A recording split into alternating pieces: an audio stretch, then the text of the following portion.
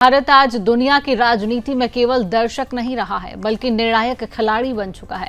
प्रधानमंत्री नरेंद्र मोदी की विदेश यात्राएं इस सच्चाई का सबूत हैं। जापान में तकनीकी साझेदारी की तस्वीर हो, चीन के तियानजिन में शंघाई सहयोग संगठन यानी एससीओ का शिखर सम्मेलन हो, या फिर अमेरिका की टैरिफ पॉलिसी के बीच भारत का आत्मविश्वास, हर जगह भारत ने यह संदेश दिया है कि वह किसी दबाव में नहीं आने वाला।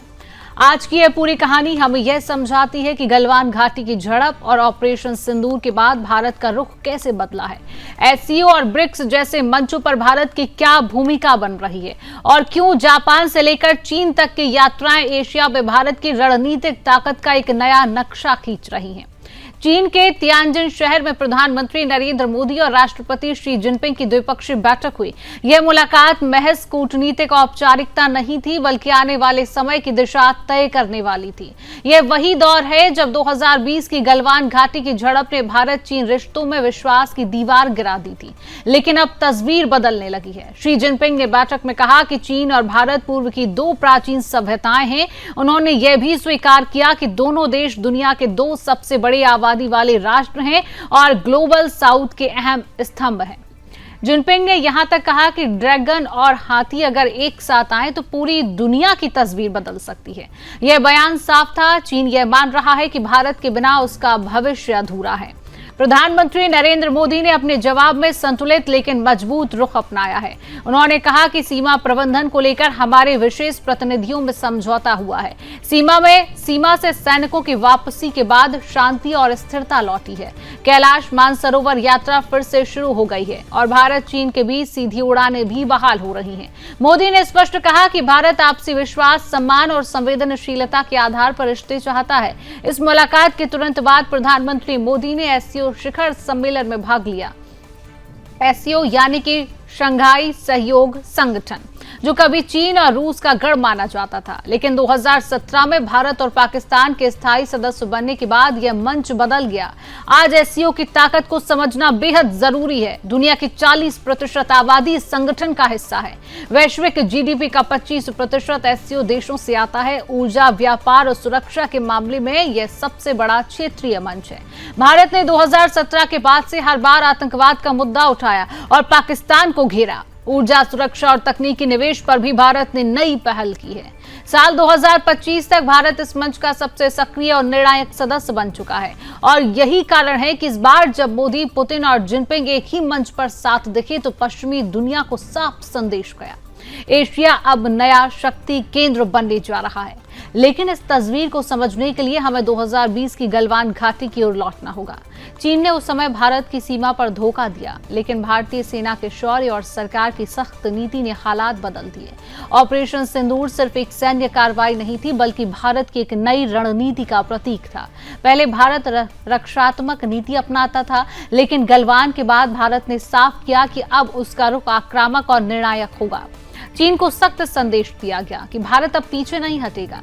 तियानजिन में हुई मुलाकात इसी पृष्ठभूमि में थी, यानी भारत शांति और सहयोग का हाथ बढ़ा रहा था। लेकिन मजबूत सैन्य ताकत आज भारत सिर्फ एक नाम नहीं, बल्कि एक शक्ति, एक आस्था और एक विश्वास बन चुका है। दुनिया की बदलती राजनीति में भारत अब किसी का पिछलग्गू नहीं है, बल्कि अपनी शर्तों पर फैसले लेने वाला भारत एक देश है। प्रधानमंत्री नरेंद्र मोदी की विदेश यात्राएं, भारत की सक्रिय कूटनीति और हिंद महासागर से लेकर अटलांटिक तक भारत की बढ़ती मौजूदगी, सब मिलकर यही संदेश दे रहे हैं कि भारत अब सुनने वाला नहीं, बल्कि निर्णय लेने वाला देश है। अगर हम पिछले 75 वर्षों की यात्रा पर एक नजर डालें तो आप पाएंगे कि भारत को लंबे समय तक एक विकासशील, संघर्षरत और दबाव में झुकने वाला देश की तरह देखा जाता था। पश्चिमी देश भारत की आवाज को नजरअंदाज करते थे, लेकिन 2025 में तस्वीर बिल्कुल बदल चुकी है। अब अमेरिका, रूस, चीन, जापान और यूरोप, हर एक बड़ा देश भारत की तरफ देख रहा है। भारत के बिना कोई वैश्विक एजेंडा पूरा नहीं हो सकता, और इसका सबसे बड़ा कारण है भारत का आत्मविश्वास, भारत की आर्थिक ताकत और भारत का सभ्यतागत नेतृत्व। यह वही भारत है जो दुनिया को योग और आयुर्वेद की सीख देता है, और वही भारत है जो आधुनिक टेक्नोलॉजी और डिजिटल क्रांति में अमेरिका और चीन को चुनौती दे रहा है। भारत की सबसे बड़ी ताकत यह है कि वह हर मंच पर संतुलन बनाए रखता है। यह कूटनीतिक संतुलन बताता है कि भारत सिर्फ मूक दर्शक नहीं है, बल्कि समस्या का समाधान देने वाला देश है। भारत की ताकत सिर्फ अर्थव्यवस्था या सेना में नहीं, बल्कि अपनी सभ्यता और संस्कृति में भी है। दुनिया भर में योग दिवस का आयोजन हो, काशी में G20 समिट हो या अयोध्या में राम मंदिर का उद्घाटन, हर जगह भारत ने अपनी जड़ों को दिखाया है। पश्चिमी देश अब समझ चुके हैं कि भारत को सिर्फ बाजार की तरह नहीं देखा जा सकता। भारत एक सभ्यतागत शक्ति है जो पूरी दुनिया में वसुधैव कुटुंबकम का संदेश देती है। आज का भारत वही नहीं है जो कभी IMF और वर्ल्ड बैंक से मदद मांगता था। अब भारत अपनी शर्तों पर समझौते करता है। अमेरिका, रूस, चीन, जापान, सबको यह स्वीकार करना पड़ रहा है कि बिना भारत के कोई वैश्विक फैसला पूरा नहीं हो सकता। भारत अब सिर्फ रिसीवर नहीं, बल्कि ड्राइविंग फोर्स बन चुका है। यह वही भारत है जो एक ओर चंद्रयान और आदित्य मिशन भेजता है और दूसरी ओर गरीब देशों की मदद करता है। भविष्य का नक्शा साफ है। भारत आने वाले दशक में दुनिया का निर्णायक केंद्र होगा।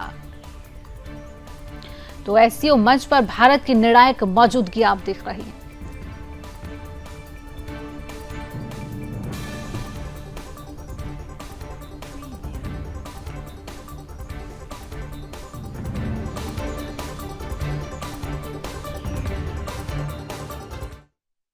हमारे गर्मजोशी भरे स्वागत के लिए मैं आपका हृदय से आभार व्यक्त करता हूं।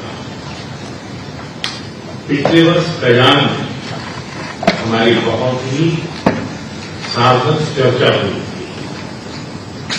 हमारे संबंधों को एक सकारात्मक दिशा मिली। सीमा पर डिसएंगेजमेंट के बाद शांति और स्थिरता का माहौल बना हुआ है। बात करेंगे इंडोनेशिया की।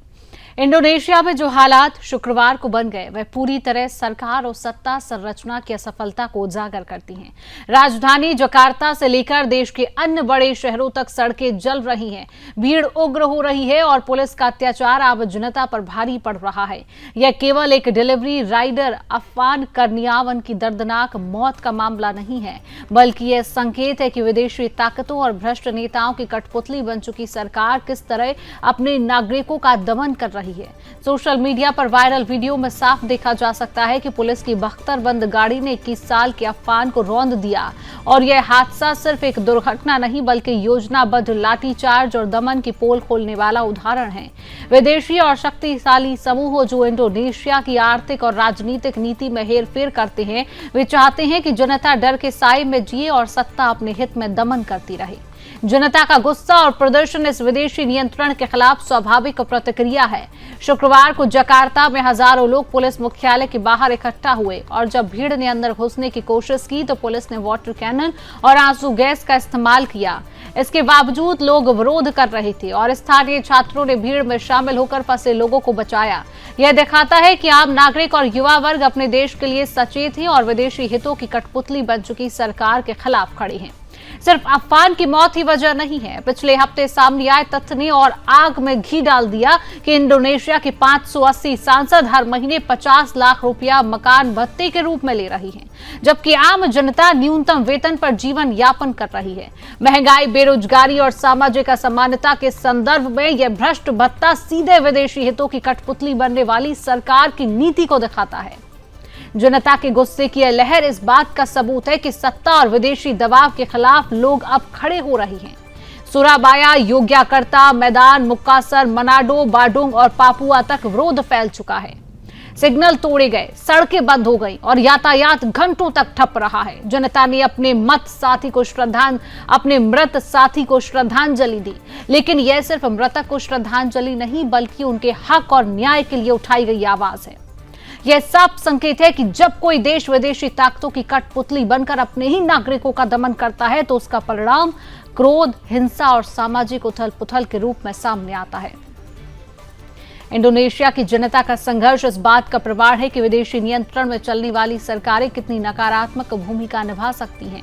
यह हमें याद दिलाता है कि केवल सतर्क और जागरूक नागरिक ही अपने देश की सुरक्षा, स्वतंत्रता और न्याय सुनिश्चित कर सकते हैं। विदेशी ताकतों के दबाव और सत्ता के अत्याचार के खिलाफ उठी यह आवाज केवल इंडोनेशिया का मामला नहीं बल्कि पूरी दुनिया के लिए चेतावनी है कि जब सरकारें विदेशी हितों की कठपुतली बन जाए तो जनता का गुस्सा नियंत्रित हो सकता है। अफान की मौत और उसके बाद फैले विरोध की पूरी तस्वीर स्पष्ट करती है कि विदेशी प्रभाव और भ्रष्ट नेताओं की साजिश के खिलाफ केवल नागरिकों की सक्रिय भागीदारी ही बदलाव ला सकती है। यह संघर्ष हमें याद दिलाता है कि शक्ति और हिंसा का जवाब केवल सतर्क और संगठित नागरिक ही दे सकते हैं और विदेशी ताकतों की कठपुतली सरकारों के खिलाफ आवाज बुलंद करना ही असली स्वतंत्रता की शुरुआत है। यह वक्त अब खड़ा होने का है, ना कि चुपचाप मर जाने का। इंडोनेशिया में भीड़ ने सड़कों पर बवाल किया। अफान कुर्नियावान की मौत ने गुस्सा बढ़ाया। पुलिस अत्याचार के खिलाफ नागरिक खड़े हुए। विदेशी ताकतों की कठपुतली सरकार पर हमला हुआ। जकार्ता में सड़कों पर आग और प्रदर्शन देखा गया। भ्रष्ट सांसदों के भत्तों ने और रोष जगाया है।